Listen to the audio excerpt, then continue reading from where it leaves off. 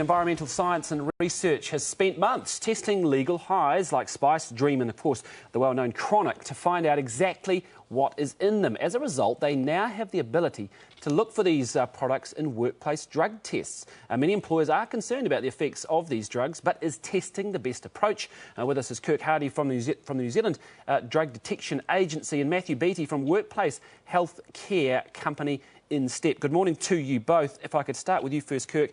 Is this a real problem, Chronic and those sorts of synthetic highs being used by people in the workplace?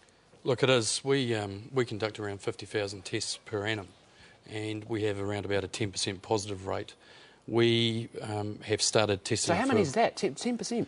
Yeah, that sounds like quite a decent amount. Yeah, it's huge. It's quite scary when you think about most of the workplace we test is to do with safety-sensitive areas. So, heavy machinery, places where if mistakes happen, potentially people are going to be seriously injured or lives are lost. So it's very serious. Has this become more of a problem now that these are legal and easily accessible? Look, I think so. I think the way it's been marketed, a lot of media hype since probably October last year has certainly contributed to it.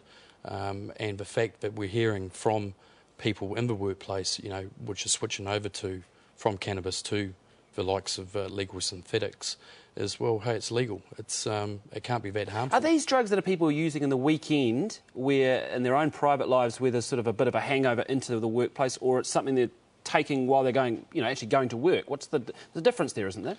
No, there's a mixture of both. What you got to understand is that it's like alcohol. If you consume alcohol in your own time, come to work, you may be still impaired by that substance. With a hangover, we've all sort of experienced it. Where we might have had a hard night on Saturday night. Sunday evening, you're still sort of feeling pretty under the weather. The same goes for drugs.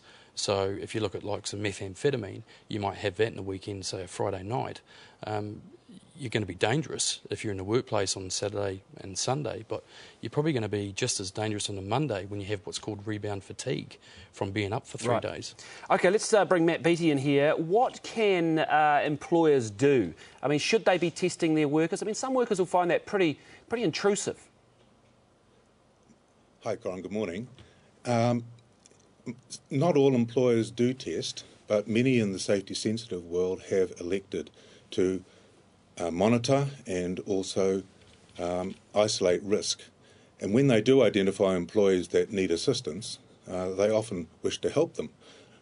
Not all employees wish to take it, not all employees wish to change, but many do. And I'm heartened by a number of employees that walk the journey with those employees, often with their families, and get them the help they need. Is this only an issue for those safety-sensitive industries where, people are using machinery, or is it actually an issue for the wider workplace?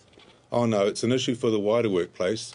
In New Zealand, in the early 2000s, we really saw the safety-sensitive industries getting a grip of this, but we're now seeing the second and third tier of workplace risk management starting to pick this up. So we're seeing perhaps public sector organisations and also professional service firms seeing that this is a matter.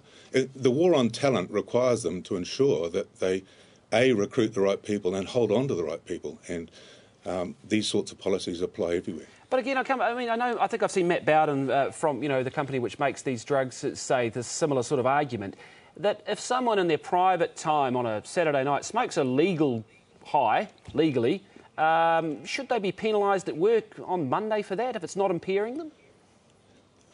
Scientifically, we're still looking at the effects of these drugs in terms of how much time after use will affect impairment. And that information is still being determined. For the workplace, of course, testing is done at risk levels, and we're still yet to see what the risk level for these synthetic cannabinoid products is. Sure. Every indication from the scientists is that these drugs are dangerous and may even be more dangerous than cannabis itself. Matt, thank you very much. That's Matt Beattie. Just quickly, you agree with that these are, in fact, very dangerous and that we don't know yet the full impacts of how long they could last, the effects and those things? Yeah, definitely. You had the inventor, John W. Huffman, make a statement several weeks ago saying basically stop using these. They can cause permanent psychological damage. So if you've got the inventor of these products saying it, I'd suggest stop. Where they get manufactured at the moment is in China, Thailand and Mexico. They certainly don't have quality control procedures like we do in terms of drugs. So, yeah, very dangerous. Be cautious. Thank you very much, Kirk Hardy, and also Matt Beattie. Much appreciated. Thank you.